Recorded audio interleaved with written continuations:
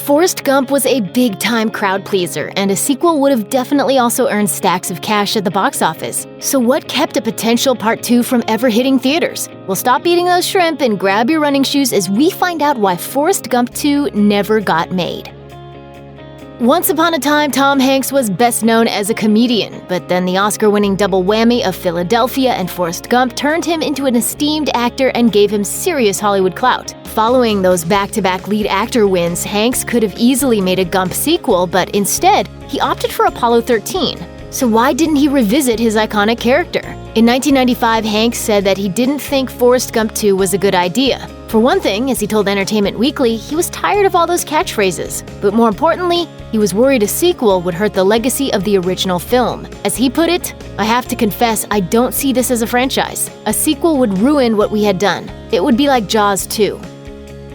While Forrest Gump might seem like a distinctly cinematic experience, the movie was actually based on a novel by Winston Groom. So when it came time to adapt the story for the big screen, Paramount tapped Eric Roth to write the screenplay. Roth is an incredibly respected writer who won an Academy Award for his Gump script and went on to nab even more Oscar nominations for the likes of The Curious Case of Benjamin Button and A Star is Born. And as it turns out, in between writing all these acclaimed screenplays, Roth was busy hammering out a script for a Forrest Gump sequel. For a brief moment, it looked like we might return to the world of Lieutenant Dan and the Bubba Gump Shrimp Company. But while Roth is a fantastic writer who's produced some spectacular movies, his Forrest Gump 2 script might not be his most mainstream work.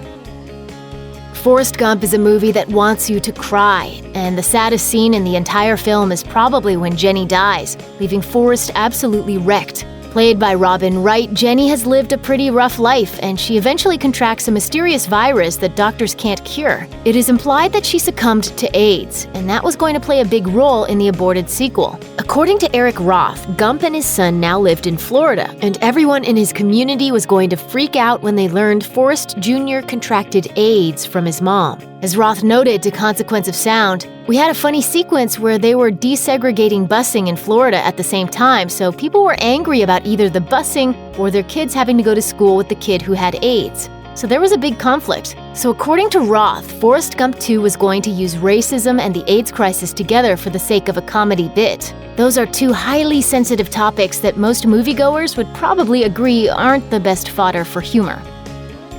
In addition to the phenomenal acting and nostalgic soundtrack, Forrest Gump is also praised for its visual effects. The folks at Industrial Light and Magic actually won an Oscar for their incredible work. Perhaps their most impressive accomplishment was putting Tom Hanks into archival footage alongside famous historical figures like Richard Nixon and John F. Kennedy. Eric Roth planned on having Forrest encounter even more famous figures in the sequel, including an iconic cameo that doesn't sound like a great fit. Evidently, Forrest was going to be very involved in the saga of O.J. Simpson. Somehow he would be the one responsible for tossing the bloody glove found at Simpson's Brentwood home. Stranger still, Forrest would somehow wind up in the back of Simpson's white Bronco as the football star leads the police on the slowest car chase in history. The O.J. Simpson trial was obviously a huge news story in the 90s, but it would probably feel bizarrely out of place in a Forrest Gump sequel.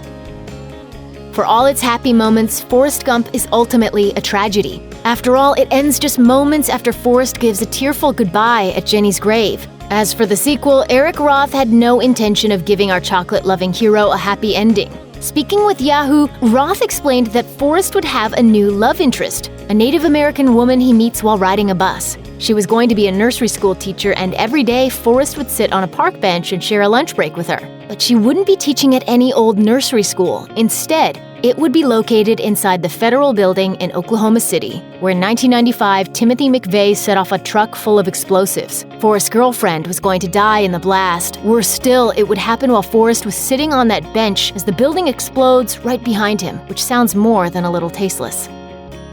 So if Eric Roth had a script ready to go, how come Forrest Gump 2 never got made? It turns out that he turned in his final draft on September 10th, 2001. The very next day, the world was turned upside down. The 9/11 terrorist attacks impacted the production of quite a few films, and it stopped the Gump sequel from even getting past the screenplay phase. After all, the movie was supposed to end with Forrest's girlfriend dying in one of the most devastating terrorist attacks in American history. And that just wasn't going to fly in the aftermath of 9/11. So on the day of the attacks, he met up with Tom Hanks and director Robert Zemeckis to commiserate.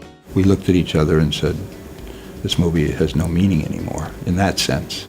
So it's probably for the best that Forrest Gump 2 never happened. From what we know of the screenplay, it doesn't sound like it would have been anywhere near as beloved as the original. Check out one of our newest videos right here. Plus, even more Looper videos about your favorite stuff are coming soon. Subscribe to our YouTube channel and hit the bell so you don't miss a single one.